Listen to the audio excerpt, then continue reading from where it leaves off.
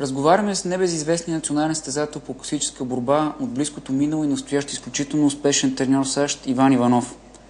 След като приключва състезателната кариера, през която той завоюва редица отличия като републикански шампион, трикратен победител на международния турнир Никола Петров, второ място на световно първенство в Темпер 94-та, както и пето място на Олимпиадата в Атланта през 96-та, той емигрира в САЩ, където започва активна и не по-малко успешна треньорска дейност.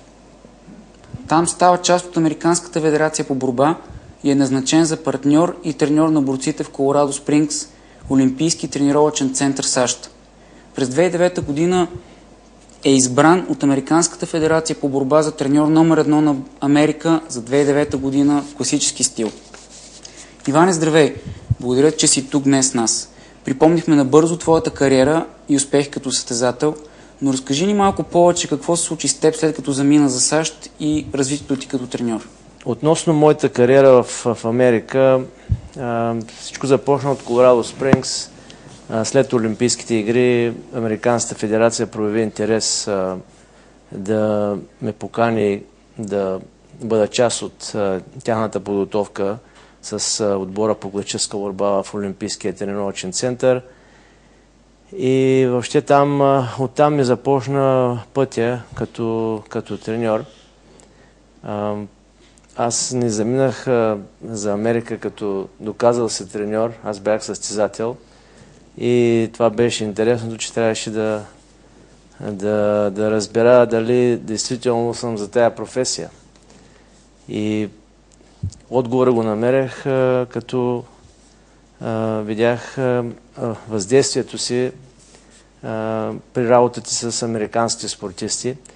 Те ме окуражаваха и те ме подсказаха, че трябва да бъда треньор в Америка. И от този интерес, нали, от тяхна страна, аз се мотивирах и усетих, че действително тази професия аз имам интерес. И така ми започна кариерата от Колорадо Спрингс. После започнах в частен клуб, където се занимавах с подрастващи борци в възраст от 15 до 18 годишна възраст. После втората година хванах и по-малки деца от 8-12 годишна възраст.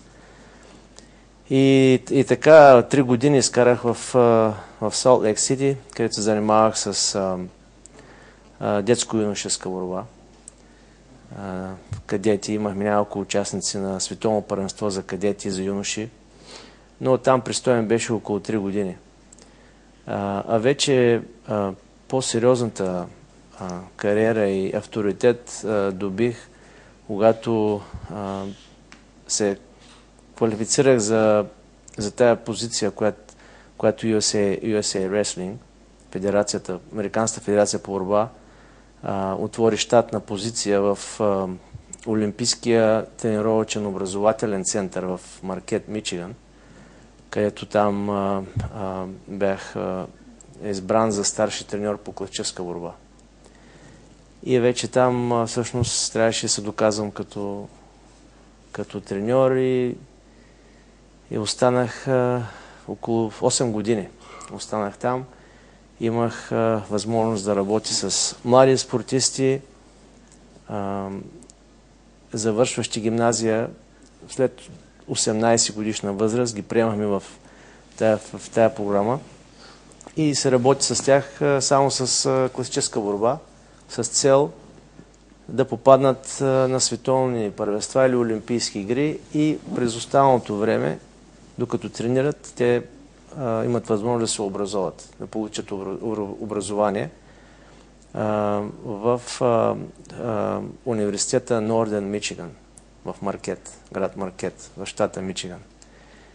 И оттам въобще това е общо взето за треньорската ми работа. Успях да подготвя спортисти да вземат медали от световни първенства за юноши, световни първенства за университети.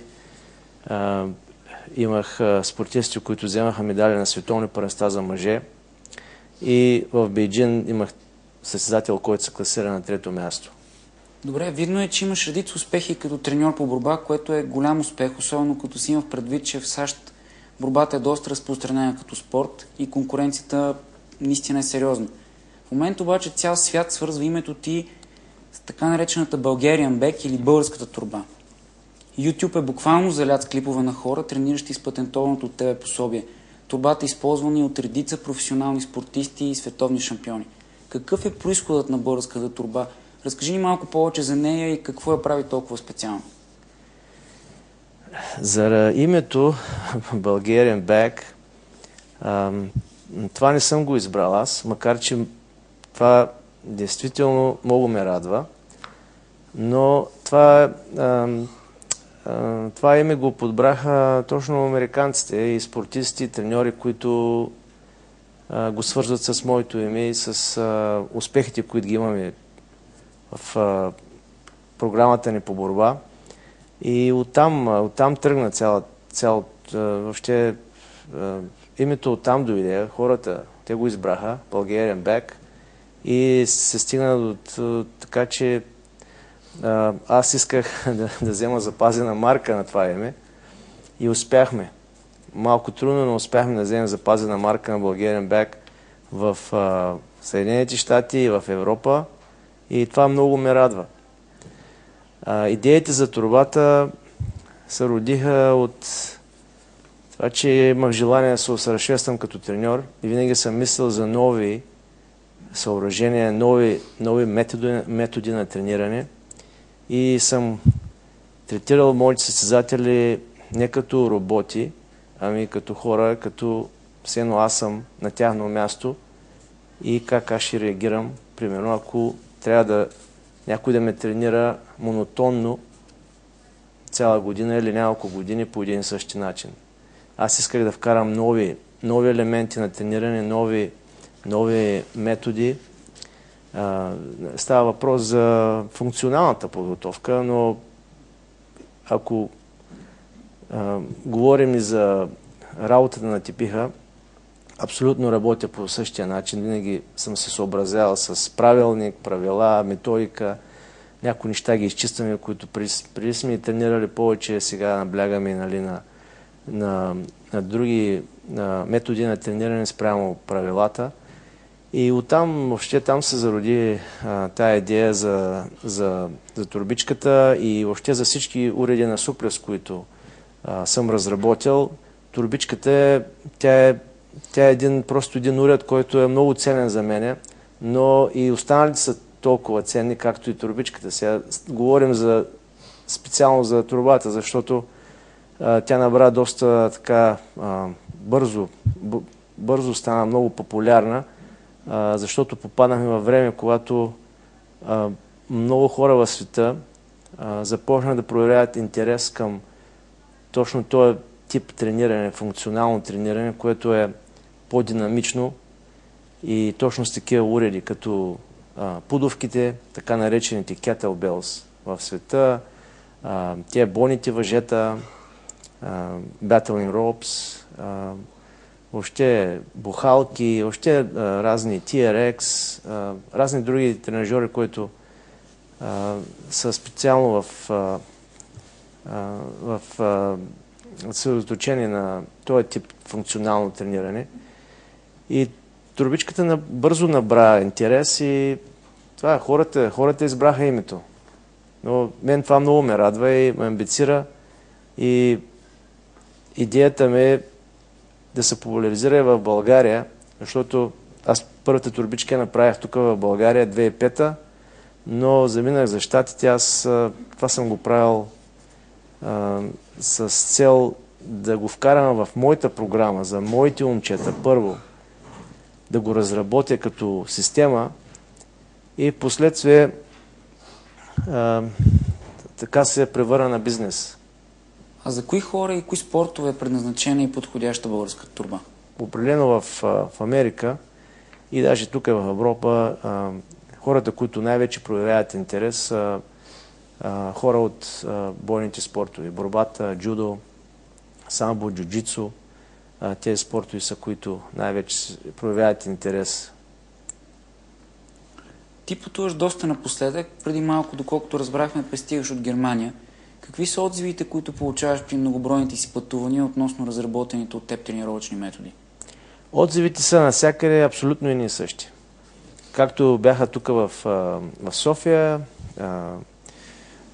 в залата на Twisted Jiu-Jitsu, така и бяха и сега в Германия на семинара ми вчера, в Мюнхен и по други краища, където съм бил в света. Абсолютно хората са мотивирани, радват се, че има някаква нова система, вкарана, което те не са запознати, нещо ново. Просто много позитивно. Много позитивно са настроени всички. Треньорите го оценяват също много добре, защото виждат предимството на такъв уред за трениране на групи. Всеки състезател по едно и също, в една тренировка прави едно и също упражнение, което е лесно и за треньора и мотивира и състезателите, защото един от друг се амбицират и тренировката минава по-интензивно и по-качествена тренировка. Атмосферата е много важна и при този тип трениране се получава и доста добра атмосфера и вече оттам и тренировката става по-ефектна. Така че